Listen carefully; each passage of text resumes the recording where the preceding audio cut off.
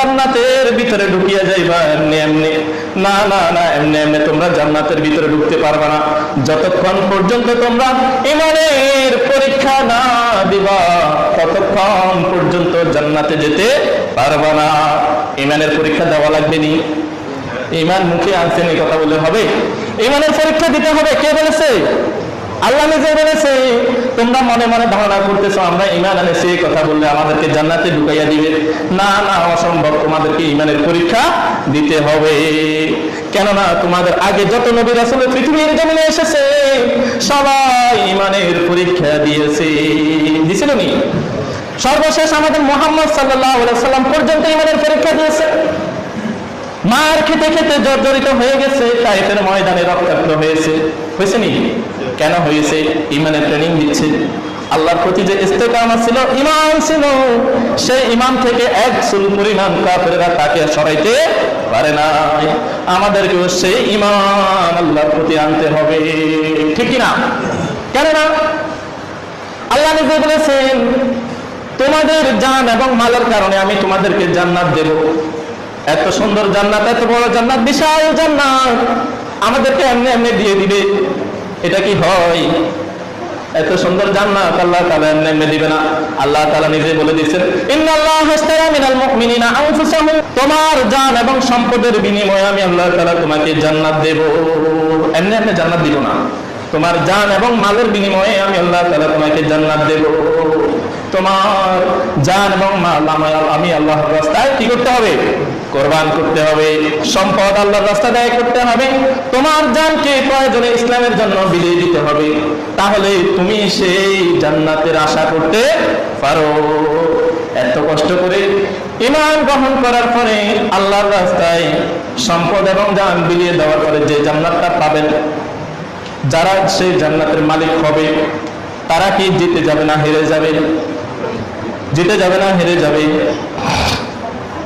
জিতে যাবে। কেননা আমার আল্লাহ বলেন সেদিন জান্নাতের মালিক যারা হবে তারাই তো সফল কাম হবে। জান্নাত এবং জাহান্নামীরা কখনো সমান নয়। জান্নাত এবং জাহান্নামীরা কি সমান হতে পারে? না। যারা জান্নাতের মালিক হবে সেদিন তারাই সফল কাম হয়ে যাবে।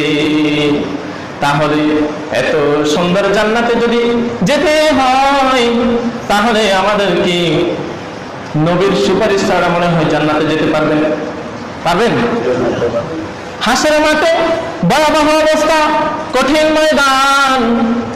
সেই ময়দানের ভিতরে সকল মানুষ, হায় হায় কি অবস্থা, ভয়ঙ্কর অবস্থা।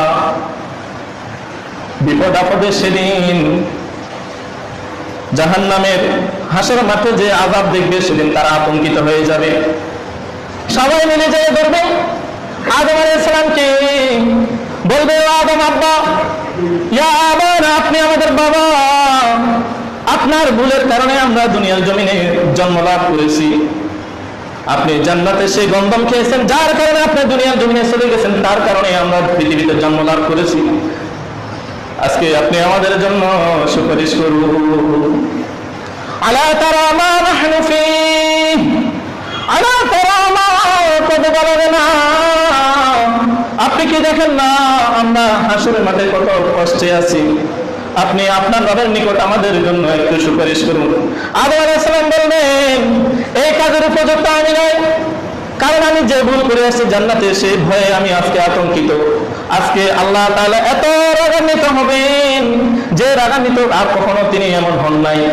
এত কঠিন ভয়াবহ অবস্থায় আমি আমার ভুলের কারণে আমি লজ্জিত, আমি অপমানিত, আমি ছোট। কিভাবে তোমাদের জন্য সুপারিশ করি? এই কাজের উপযুক্ত আমি নাই, তোমরা চলে যাও। হযরতে ইব্রাহিম আলাইহিস সালাম নূহ আলাইহিস সালামের কাছে চলে যাও। নূহ আলাইহিস সালামের সেম একই কথা। ইব্রাহিমের কাছে চলে যাও, ইব্রাহিমের সে একই কথা। ঈসার কাছে চলে যাও, সে একই কথা। মুসার কাছে চলে যাও, সে একই কথা। সর্বশেষ নবীজি বলেন সেদিন আল্লাহ তাআলার দরবারে সুপারিশ করার একমাত্র আমাকে আমার আল্লাহ তাআলা আদেশ দিবেন। সুবহানাল্লাহ। সেদিন সুপারিশের মালিক কে হবে? একমাত্র আমাদের নবী। আমার নবী সেদিন হাসরের ময়দানে আল্লাহর সিজদায় পড়ে যাবেন, আল্লাহর সিজদায়, আল্লাহর দরবারে সিজদায় পড়ে যাবেন। আমার আল্লাহ বলবেন, নবী গো, আপনার মাথা মোবারক উঠান, যে দুনিয়ার জমিনে আপনি আমার ইসলামের জন্য এত কষ্ট করেছেন, আপনার উম্মতকে আপনি দুনিয়ার জীবনে ভুলেন নাই, এখানেও আমি আপনার উম্মতদেরকে কষ্ট দিব না, আযাব দিব না, জাহান্নামে দিব না। আপনি মাথা উঠান, আজকে আপনি যাহা যাহা সুপারিশ করবেন সব কবুল করা হবে। নবীজি বলেন, সেদিন আমি আমার রবের এত প্রশংসা করব, আমার রব খুশি হইয়া সেদিন আমাকে সুপারিশ করার জন্য কবুল গ্রহণ করবে। সুবহানাল্লাহ। তাহলে সেদিন আমার নবী আমাদের জন্য সুপারিশ করিয়া আমাদেরকে জান্নাতের দিকে নিয়ে যাবেন। কোথায় নিয়ে যাবেন? কোথায়? জান্নাতের দিকে নিয়ে যাবেন। জান্নাতের দিকে যখন নিয়ে যাবে, তখন একদল ফেরেশতা ঘোষণা দিবে, ওহে জান্নাতীরা, আসো আসো, জান্নাতের দিকে আসো। যারা দুনিয়ার জমিনে নামাজ আদায় করেছো, তোমরা নামাজের দরজা দিয়ে ঢুকো। জান্নাতের অনেকগুলো দরজা হবে। যারা দুনিয়ার জমিনে নামাজে ছিল, তারা নামাজের দরজা দিয়ে ঢুকবে জান্নাতের ভিতরে। আবার যারা দুনিয়ার জমিনে রোজা রেখেছে, তারা রাইয়ান নামক দরজা দিয়ে ঢুকবে। আবার যারা জিহাদ করেছে, তারা জিহাদ নামক দরজা দিয়ে ঢুকবে। আবার যারা দান সদকা করেছে, তারা দান সদকা নামক জান্নাতের দরজা দিয়া ঢুকবে। জান্নাতে ঢুকার পরে একদল ফেরেশতা ঘোষণা দিবে, ইউনাদি মুনাদি ইয়া আহলাল জান্নাহ। সেদিন ফেরেশতারা ঘোষণা দিবে, তোমরা জান্নাতে থাকো, এই জান্নাতে কোনোদিন মরণ হবে না, তোমরা সারা জীবন আবাদুল আবাদ এই জান্নাতের ভিতরে থাকবে, কোনোদিন বুড়া হবে না, সব সময় তোমরা যৌবনে থাকবা, কোনোদিন অসুস্থ হবে না, সব সময় সুস্থ থাকবা, সব সময় তোমরা আনন্দ হাসি উল্লাসে থাকবা, কোনোদিন দুঃখে নিপতিত হবে না। সুবহানাল্লাহ। তাহলে এমন একটি জান্নাত। সাহাবীরা বলেন, নবী গো, এমন সেই জান্নাত, যে জান্নাতে যাওয়ার পরে মানুষ কোনোদিন অসুস্থ হবে না, মরবে না, চিরকাল কুমারী থাকবে, কিশোর থাকবে, কোনোদিন অসুস্থ হবে না, এমন জান্নাত। না জানি সেই জান্নাতটা কত দামি। আমার আল্লাহ বলেন, ফালা তা'লামু নাফসুম মা উখফিয়া লাহুম মিন কুররাতি আয়ুনিন। আমার আল্লাহ বলে, আমি আমার বান্দাদের জন্য এমন একটা জিনিস লুকায়িত রেখেছি, কোনোদিন কোনো চক্ষু দেখে নাই, কোনোদিন কোনো কান শুনে নাই, কোনোদিন কোনো জ্ঞান চিন্তা ভাবনা করতে পারে নাই। সেই মূল্যবান জিনিসের নাম কি? জান্নাত। কি? জান্নাত। এত সুন্দর জান্নাত কোনোদিন কোনো চক্ষু দেখে নাই, কোনো কানে শুনে নাই, কোনো মানুষ কল্পনা করার মতো সেই জ্ঞান আল্লাহ তাআলা দেয় না। এমন সুন্দর জান্নাত আল্লাহ তাআলা লুকায়িত রেখেছেন। সাহাবীরা বললেন, ও নবী, এত সুন্দর জান্নাত, না জানি সেই জান্নাতটা কত বড়, সেই জান্নাতটা কত বড়। আমার নবীজি বলেন, ও সাহাবীরা রে, জান্নাতের ভিতরে এমন একটা গাছ আছে, যে গাছের ছায়া অতিক্রম করার জন্য একটি ঘোড়া 100 বছর পর্যন্ত দৌড়ানোর পরে ওই গাছের ছায়া শেষ করতে পারবে না। সুবহানাল্লাহ।